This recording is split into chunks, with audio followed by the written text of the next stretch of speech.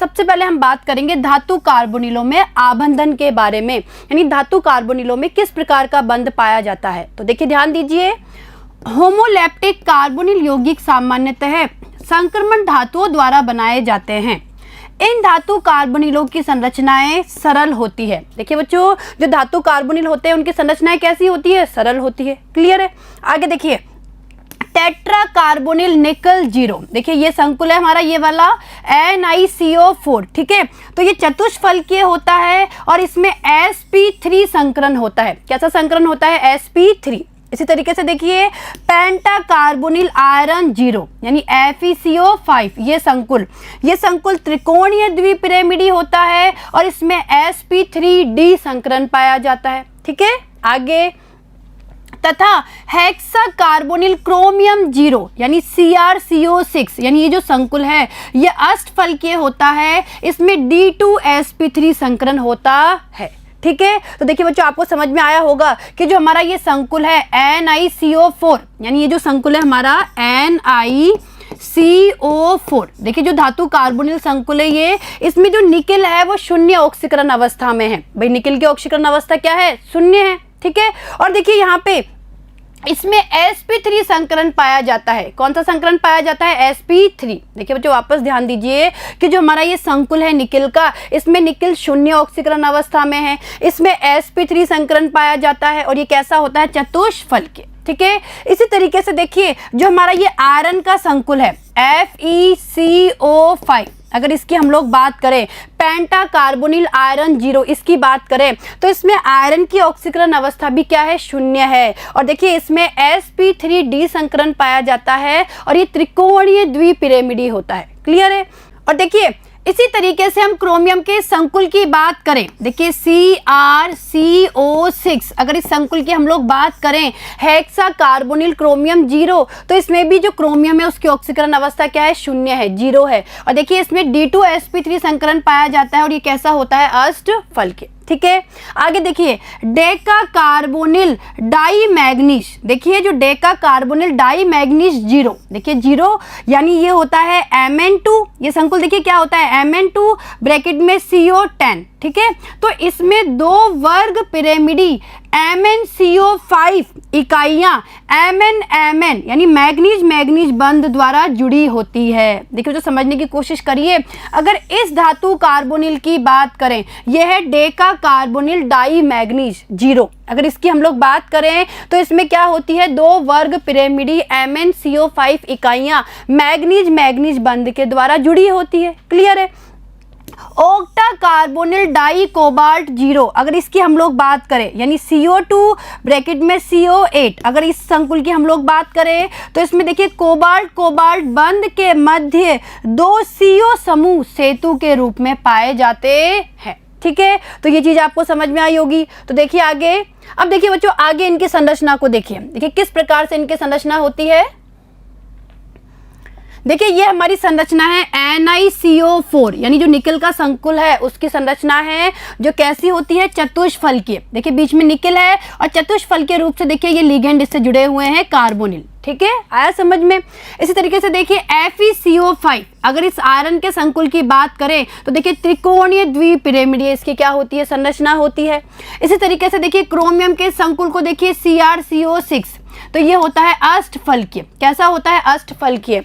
इसी तरीके से देखिए Mn2CO10, यानी इस संकुल की बात करें तो देखिए ध्यान से देखिए यहाँ पे Mn के बीच में ये क्या पाया जाता है? बंध पाया जाता है। और देखिए ये 2 इकाइयां, देखिए ये जो 2 इकाइयां हैं कौन सी? MnCO5, देखिए MnCO5, ये जो 2 इकाइयां हैं, ये 2 इकाइयां देखिए, एक इकाई तो ये और एक इकाई ये आपस में मैग्नीज बंध के द्वारा जुड़ी होती है। तो देखिए मैग्नीज के बीच में क्या है? ये बंध है। ठीक है, और इसी तरीके से देखिए CO2 CO8, यानी इस संकुल की बात करें तो इस संकुल में भी देखिए CO के बीच में क्या है? ये बंध है। और देखिए 2 कार्बोनिल समूह CO किस तरीके से जुड़े हुए हैं? इनसे सेतु बंध के रूप में जुड़े होते हैं। क्लियर है? तो देखिए यहाँ पे देखिए सेतु बंध के रूप में जुड़े हुए हैं ये 2 CO, एक तो ये और एक ये, तो ये इनकी क्या हो गई? संरचना हो गई, और ये संरचना आपको समझ में आई होगी। ठीक है, आगे देखिए, अब देखिए धातु कार्बोनिलों में पश्च बंधन या सहक्रियाशीलता बंध, यानी अब हम बात करेंगे कि धातु कार्बोनिलों में किस तरीके से पश्च बंधन, जिसे हम सहक्रियाशीलता बंध भी कह सकते हैं, उसका निर्माण होता है। तो देखिए जो समझिएगा, धातु कार्बोनिलों के धातु कार्बन बंध में सिग्मा तथा पाई दोनों के गुण होते हैं। देखिए जो समझने की कोशिश करिए कि जो धातु कार्बोनिल है उसके धातु और कार्बन के बीच का जो बंध है उसमें सिग्मा और पाई दोनों के गुण पाए जाते हैं। धातु कार्बन सिग्मा बंध, देखिए धातु और कार्बन के बीच में, एम का मतलब है यहाँ पे मेटल धातु, यानी धातु कार्बन सिग्मा बंध कार्बोनिल यानी CO समूह के कार्बन पर उपस्थित एकांकी इलेक्ट्रॉन युग्म को धातु के रिक्त कक्षक में दान करने से बनता है। देखिए वो जो समझने की कोशिश करिए भाई, धातु और कार्बन के बीच में जो सिग्मा बंध का निर्माण होता है वो कैसे होता है, वो कार्बोनिल समूह के कार्बन पर उपस्थित एकांकी इलेक्ट्रॉन युग्म को धातु के रिक्त कक्षक में दान करने से बनता है। तो देखिए समझने की कोशिश करिए। देखिए बच्चों ये हो गया हमारा कार्बोनिल समूह, ठीक है। मान लीजिए कार्बोनिल समूह में क्या है, एकांकी इलेक्ट्रॉन युग्म है। ये एकांकी इलेक्ट्रॉन युग्म क्या करता है, देखिए ये हमारा क्या है, धातु है। देखिए बच्चों समझने की कोशिश करिए यहाँ पे कि ये तो हमारा क्या हो गया, ये हमारा कोई कार्बोनिल समूह हो गया, कार्बोनिल समूह हो गया। इसके पास एकांकी इलेक्ट्रॉन युग्म है और ये धातु के रिक्त कक्षक है। तो ये क्या करता है, धातु के रिक्त कक्षक में, देखिए धातु के रिक्त कक्षक में इन इलेक्ट्रॉनों को यानी इन इलेक्ट्रॉन युग्मों को दान कर देता है, जिससे क्या बनता है, सिग्मा बंध। क्लियर है। तो आपको समझ में आया कि सिग्मा बंध का निर्माण कैसे होता है, ठीक है। आगे देखिए, जबकि देखिए समझिए, जबकि धातु कार्बन पाई बंध, देखिए बच्चों जबकि धातु और कार्बन के बीच में जो पाई बंध होता है उसके बारे में देखिए। जबकि धातु कार्बन पाई बंध धातु के पूर्ण भरे असंकृत डी कक्षकों में से, देखिए समझिए, धातु कार्बन पाई बंध धातु के पूर्ण भरे असंकृत डी कक्षकों में से एक इलेक्ट्रॉन युग्म को कार्बोनिल के, जो कार्बोनिल समूह है उसके रिक्त प्रतिबंधी अणु कक्षक, जिन्हें हम एंटी बॉन्डिंग मॉलिक्यूलर ऑर्बिटल बोलते हैं, उनमें दान करने से बनता है। तो देखिए बच्चों किस तरीके से पाई बंध बनता है ये भी समझ लीजिए। देखिए बच्चों होता क्या है भाई, हम बात कर रहे हैं पाई बंध की। देखिए होता क्या है, जो धातु है भाई, जो धातु के भरे हुए कक्षक है, मान लीजिए धातु के भरे हुए कक्षक है, धातु के जो भरे हुए कक्षक है उनसे जो इलेक्ट्रॉन युग्म है वो किस में जाएंगे, वो कार्बोनिल का जो कार्बन है उसके एंटी बॉन्डिंग ऑर्बिटल में। तो देखिए समझने की कोशिश करिए, ये हमारा कार्बोनिल है और ये इनके क्या है, एंटी बॉन्डिंग ऑर्बिटल है, ठीक है। देखिए बच्चों समझने की कोशिश करिए। अब देखिए पाई बॉन्ड कैसे बनता है, यानी पाई बॉन्डिंग कैसे होती है भाई, जो धातु के पूर्ण भरे हुए असंकृत डी कक्षक है उसमें से इलेक्ट्रॉन युग्म कार्बोनिल का जो कार्बन है उसके रिक्त प्रतिबंधी अणु कक्षक में दान कर दिया जाता है, जिससे क्या बनता है, पाई बंध बनता है। भाई हमने सिग्मा बंध का तो पढ़ा ना। देखिए बच्चों हमने सिग्मा बंध के बारे में पढ़ा कि जो कार्बोनिल है, जो कार्बोनिल समूह है उसका कार्बन एकांकी इलेक्ट्रॉन युग्म को धातु के रिक्त कक्षकों में दान करता है, जब तो बनता है सिग्मा बॉन्ड, ठीक है। और देखिए जब धातु के भरे हुए कक्षकों में से, यानी धातु के असंकृत पूर्ण भरे हुए कक्षकों में से जब इलेक्ट्रॉन युग्म कार्बोनिल के कार्बन के एंटी बॉन्डिंग ऑर्बिटल में दान कर दिए जाते हैं, या हम बोल सकते हैं प्रतिबंधी अणुकक्षक में दान कर दिए जाते हैं, तो इससे क्या बनता है, पाई बंध बनता है। इससे क्या बनता है, पाई बंध का निर्माण होता है। तो देखा आपने भाई यहाँ पे सिग्मा बंध भी बन रहा है और पाई बंध का भी क्या हो रहा है, निर्माण हो रहा है। और देखिए इसे बोलते हैं बैक बॉन्डिंग यानी पश्च बंधन। तो देखिए बच्चों धातु से लिगेंड का बंध एक सहक्रियाशीलता प्रभाव उत्पन्न करता है। देखिए समझने की कोशिश करिए कि धातु से लिगेंड का जो बंध है वो एक सहक्रियाशीलता प्रभाव उत्पन्न करता है, जिसे क्या बोलते हैं, पश्च बंधन, बैक बॉन्डिंग। तो ये क्या हो गई, बैक बॉन्डिंग। क्लियर है। आगे देखिए, इसके कारण धातु पर उपस्थित इलेक्ट्रॉन घनत्व कम हो जाता है। भाई इससे होता क्या है, धातु पर उपस्थित इलेक्ट्रॉन घनत्व कम हो जाता है, जो धातु तथा CO के मध्य उपस्थित बंध की प्रबलता को बढ़ाता है, जिससे धातु कार्बोनिल का स्थायित्व क्या हो जाता है, बढ़ जाता है। और देखिए बच्चों इस डायग्राम से एक बार वापस समझ लीजिए कि किस तरीके से सिग्मा बंध और पाई बंध का निर्माण होता है। तो देखिए देखिए बच्चों होता क्या है, ये हमारा कोई कार्बोनिल समूह है, कार्बोनिल समूह है और कार्बोनिल समूह में जो कार्बन के पास एकांक के इलेक्ट्रॉन युग्म है, देखिए इसमें जो एकांक के इलेक्ट्रॉन युग्म है उसे ये किसको दे देता है, धातु के रिक्त कक्षक को दान कर देता है। ठीक है, तो इस तरीके से देखिए सिग्मा बंध का निर्माण हो गया। और जो धातु है वो अपने पूर्ण भरे हुए असंकृत कक्षकों में से इलेक्ट्रॉन युग्म को कार्बन के यानी कार्बोनिल में जो कार्बन है उसके एंटी बॉन्डिंग ऑर्बिटल में यानी प्रतिबंधी जो कक्षक है उसमें पुनः दे देती है। ठीक है, यानी वो उसमें दान कर देती है। तो हमने क्या देखा, इस पश्च बंध से यानी ये जो इलेक्ट्रॉन युग्म है जब ये इन एंटी बॉन्डिंग ऑर्बिटल में इन प्रतिबंधी कक्षक में जाते हैं तो पाई बंध का क्या होता है, निर्माण। और इसी तरीके से आपने देखा भाई यहाँ पे सिग्मा बंध भी बन रहा है और पाई बंध भी बन रहा है और इसे ही क्या कहा जाता है, बैक बॉन्डिंग या पश्च बंधन। और देखिए इससे होता क्या है, इससे बंध की प्रबलता बढ़ जाती है और धातु कार्बोनिल का स्थायित्व क्या हो जाता है, बढ़ जाता है। क्लियर है। तो देखिए बच्चों ये आपको पता होना चाहिए और ये होता है सहक्रियाशीलता आबंधन। क्लियर है। तो देखिए बच्चों ये परीक्षा में पूछ लिया जाता है। क्लियर है। तो देखिए आपको धातु कार्बोनिलों में जो बंधन है वो समझ में आया होगा। चले आगे, चलिए अब देखिए उपसह संयोजन यौगिकों का महत्व तथा अनुप्रयोग। तो देखिए बच्चों अब हम लोग बात करेंगे उपसह संयोजन यौगिकों के महत्व के बारे में और अनुप्रयोग के बारे में। तो देखिए उपसह संयोजन यौगिकों का महत्व बहुत अधिक है। यह यौगिक खनिजों, पेड़ पौधों तथा जीव जगत में विस्तृत रूप से पाए जाते हैं। उपसह संयोजन यौगिक विश्लेषणात्मक रसायन, धातु कर्म, जैविक प्रणालियों, उद्योगों तथा औषधि के क्षेत्र में अति महत्वपूर्ण होते हैं। क्लियर है। आगे अतः इनके विभिन्न क्षेत्रों में उपयोग निम्नलिखित है। तो देखिए पहला देखिए विश्लेषणात्मक रसायन में। तो देखिए बच्चों गुणात्मक तथा मात्रात्मक रासायनिक विश्लेषणों में उपसह संयोजन यौगिक बहुत उपयोगी होते हैं। अनेक रंगीन अभिक्रियाएं जिनमें धातु आयनों की विभिन्न लिगेंडों के साथ क्रिया से विशेषतः किलेट लिगेंड उपसह संयोजन यौगिक बनते हैं जिनके कारण रंग उत्पन्न होता है। विभिन्न विधियों से धातु आयनों की पहचान व उनका मात्रात्मक आकलन इसी आधार पे किया जाता है। क्लियर है। ये अभिकर्मक EDTA, DMG यानी dimethyl ग्लाइऑक्सिम, alpha nitroso beta naphthol तथा क्यूबफेरोन आदि है।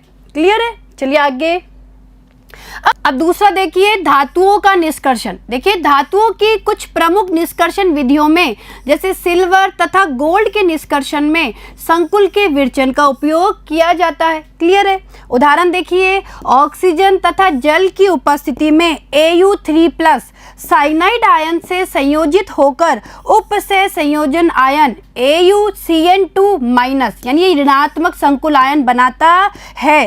इस विलयन में जिंक मिलाकर गोल्ड को पृथक कर लिया जाता है। ठीक है। आगे देखिए तीसरा देखिए धातुओं का शुद्धिकरण। देखिए बच्चों धातुओं का शुद्धिकरण उनके संकुल बनाकर तथा उसे पुनः अपघटित करके किया जाता है। और उदाहरण देखिए अशुद्ध निकल को पहले NiCO4 यानी ये जो संकुल है इसमें परिवर्तित किया जाता है तथा फिर इसे अपघटित करके शुद्ध निकल प्राप्त कर लिया जाता है। ठीक है। आगे चौथा देखिए जल की कठोरता ज्ञात करना। देखिए जल की कठोरता का आकलन इसका Na2EDTA के साथ अनुमापन करके किया जाता है। Ca2+ व Mg2+ आयन EDTA के साथ स्थायी संकुल बनाते हैं।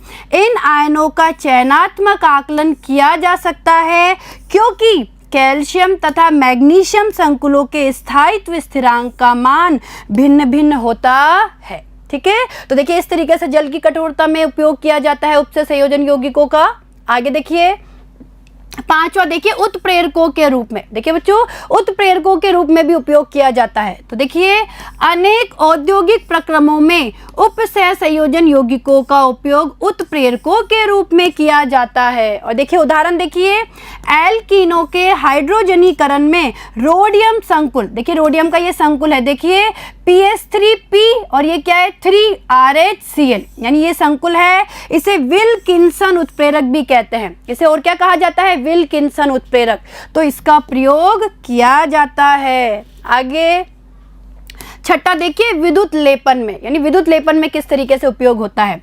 विभिन्न वस्तुओं जैसे बर्तनों आदि पर सिल्वर और गोल्ड का विद्युत लेपन धातु आयनों के विलयन से करने की अपेक्षा उनके संकुल आयनों, जैसे देखिए संकुल आयन देखिए AgCN2 माइनस तथा AuCN2 माइनस, ठीक है, ये तो सिल्वर का संकुल है, ऋणात्मक संकुल, और ये हमारे गोल्ड का संकुल है, तो इनके विलयन से करने पर यह एक समान तथा चिकना होता है। ठीक है, आगे देखिए सातवां देखिए फोटोग्राफी में, देखिए बच्चों श्याम श्वेत फोटोग्राफी में विकसित की हुई फिल्म का स्थायीकरण हाइपो, देखिए हाइपो का फॉर्मूला होता है Na2S2O3.10H2, ठीक है, इसे हाइपो बोलते हैं। तो फिल्म का स्थायीकरण हाइपो विलयन में धोकर किया जाता है, जो अनअपघटित AgBr से क्रिया करके विलय संकुल आयन, देखिए Ag और ये ब्रैकेट में देखिए S2O3 का होल ट्वाइस और इस पूरे संकुल पे आवेश 3 माइनस बना देता है। ठीक है, आगे अब आठवां देखिए जैव प्रणालियों में, यानी जैव प्रणालियों में उपसय संयोजन यौगिकों का क्या महत्व है। तो देखिए बच्चों उपसय संयोजन यौगिक जैव तंत्र में भी बहुत महत्वपूर्ण होते हैं। प्रकाश संश्लेषण के लिए आवश्यक हरा वर्णक क्लोरोफिल, देखिए बच्चों जो क्लोरोफिल है वो मैग्नीशियम का उपसय संयोजन यौगिक है। इसी तरीके से देखिए रक्त का लाल वर्णक हीमोग्लोबिन आयरन का एक उपसय संयोजन यौगिक है जो कि ऑक्सीजन वाहक होता है। तो देखिए बच्चों जो हमारा क्लोरोफिल है, जो क्लोरोफिल है वो मैग्नीशियम का उपसय संयोजन यौगिक होता है, जबकि जो हीमोग्लोबिन है वो आयरन का क्या होता है, उपसय संयोजन यौगिक। क्लियर है, आगे विटामिन B12 यानी साइनाकोबालेमिन कोबाल्ट का एक उपसय संयोजन यौगिक है। और इसी तरीके से देखिए जो विटामिन B12 होता है B12 वो भी क्या है, कोबाल्ट का उपसय संयोजन यौगिक होता है, जो कि एनीमिया के उपचार में प्रयुक्त होता है। जैविक महत्व के अन्य धातु आयन युक्त उपसय संयोजन यौगिक carboxypeptidase A, carbonic anhydrase enzyme जो जैव उत्प्रेरक है, तथा साइटोक्रोम C Fe2+ का संकुल है। क्लियर है, आगे अब देखिए औषध रसायन में, यानी औषध रसायन में उपसय संयोजन यौगिकों का क्या महत्व है। तो देखिए औषध रसायन में कीलेट चिकित्सा का उपयोग दिन प्रतिदिन बढ़ रहा है। उदाहरण देखिए पौधे और जीव जंतुओं में विषैले अनुपात में उपस्थित धातुओं के द्वारा उत्पन्न समस्याओं का उपचार। और देखिए इस प्रकार कॉपर तथा आयरन की अधिकता को डीपेनिसिलएमीन, देखिए समझिए डीपेनिसिलएमीन तथा डेस्फेरिऑक्सिम B लिगेंडों के साथ उपसय संयोजन यौगिक बनाकर दूर किया जाता है। आगे EDTA को लेड की विषाक्तता के उपचार हेतु प्रयुक्त किया जाता है। प्लेटिनम के कुछ उपसय संयोजन यौगिक ट्यूमर की वृद्धि को क्या करते हैं, रोकते हैं। और उदाहरण देखिए समपक्ष प्लेटिन, यानी जिसे बोला जाता है सिस प्लेटिन, देखिए सिस प्लेटिन, देखिए सिस और ये देखिए प्लेटिन है, ये देखिए संकुल देखिए PTNH3 का होल ट्वाइस Cl2, यानी इसे बोला जाता है सिस प्लेटिन, कैंसर रोधी होता है। तो देखिए बच्चों जो सिस प्लेटिन है, समपक्ष प्लेटिन, वो कैसा होता है, कैंसर रोधी होता है। और इस तरीके से देखिए औषध चिकित्सा में भी उपसय संयोजन यौगिकों का क्या है, महत्व है। क्लियर है, तो देखिए बच्चों आज हम लोगों ने कार्बोनिल यौगिकों में, यानी जो धातु कार्बोनिल है उनमें आबंधन के बारे में पढ़ा, साथ ही साथ उपसय संयोजन यौगिकों के महत्व और अनुप्रयोग के बारे में पढ़ा। और इसी के साथ हमारी ये यूनिट समाप्त हो गई है। ठीक है, धन्यवाद।